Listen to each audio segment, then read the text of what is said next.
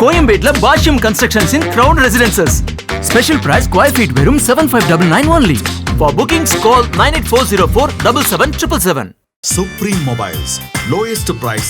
Price drop protection. Free screen replacement. மொபைல்னா நம்பகமான ஒண்ணு, அது சுப்ரீம் மொபைல்ஸ் தான் கண்ணு.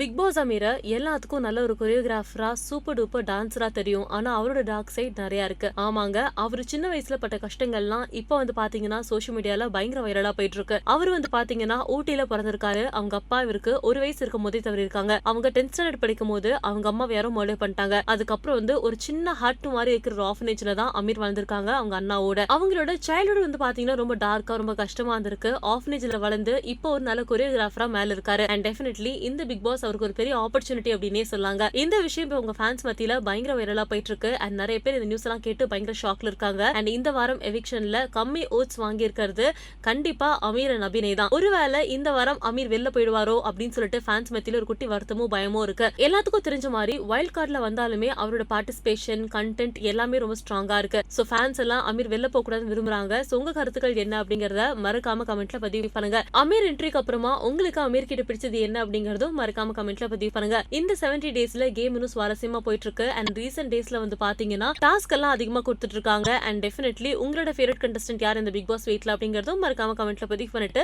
மறக்காம சினி உலகத்துக்கு லைக் பண்ணுங்க, ஷேர் பண்ணுங்க, சப்ஸ்கிரைப் பண்ணுங்க. போக்கிரி ராஜா ஷூட்டிங் நடக்குது திருப்பதியில். அந்த ஏரியாவில் தான் நிறைய எடுத்தவங்க எல்லாருக்கும் ஒரு ஹோட்டல் போட்டாங்க. அப்போ ஹி வாஸ் ரைசிங்.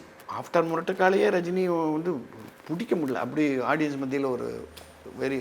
ஸோ என்ன பண்ணாங்க ஏவிஎம்ல, சார் அவரை வந்து ஏதோ ஒரு பெரிய கெஸ்ட் ஹவுஸில் போட்டாங்க, ஒரு பெரிய கம்பெனியோட ரொம்ப பாஷ் கெஸ்ட் ஹவுஸில் போயிட்டாங்க. நாங்கள் இந்த ஹோட்டலில் இருப்போம், நாங்கள் ஜாலியாக இருப்போம். ஏன்னா முத்துராமன் சாரை கூட இருப்பார், கேமரா பாபு, அவெல்லாம் ரொம்ப ஜாலி பர்சன், அன்ஃபர்கெட்டபிள் டேஸ் அதெல்லாம்.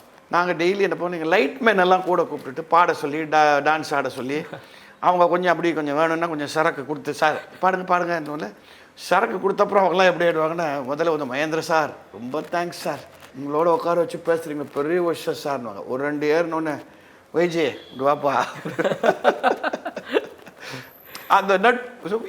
அந்த ஜாலிக்காக தான் ஒன்றா இருந்தது. இது நாங்கள் ஒரு நாள் வந்து ஈவினிங் நாங்கள் அப்படியே மீட் பண்ணிட்டு இருக்கோம். வாசலில் கதவை தட்டுது. எங்கள் ரூமில் ஜாலியாக நாங்கள் பாட்டெல்லாம் பாடி பழைய பாட்டு பாடுவோம். அதில் ஒரு சிலர் இந்த லைட் பீப்புளெலாம் தெருக்கூத்தெல்லாம் பண்ணி காமிச்சாங்க.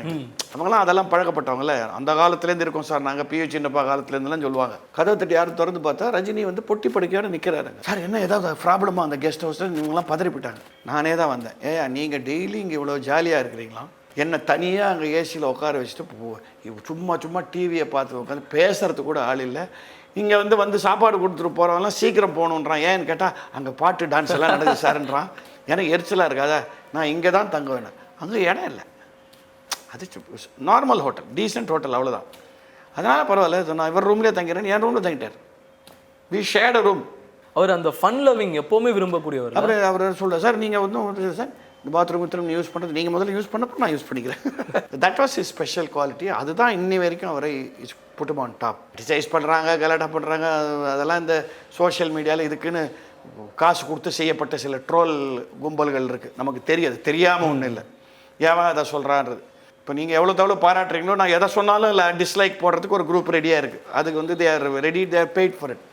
பட் இன்றைக்கும் மக்கள் மத்தியில் is a super star, nobody else இல்லை. அதுக்கு காரணம் இந்த சிம்பிளிசிட்டி.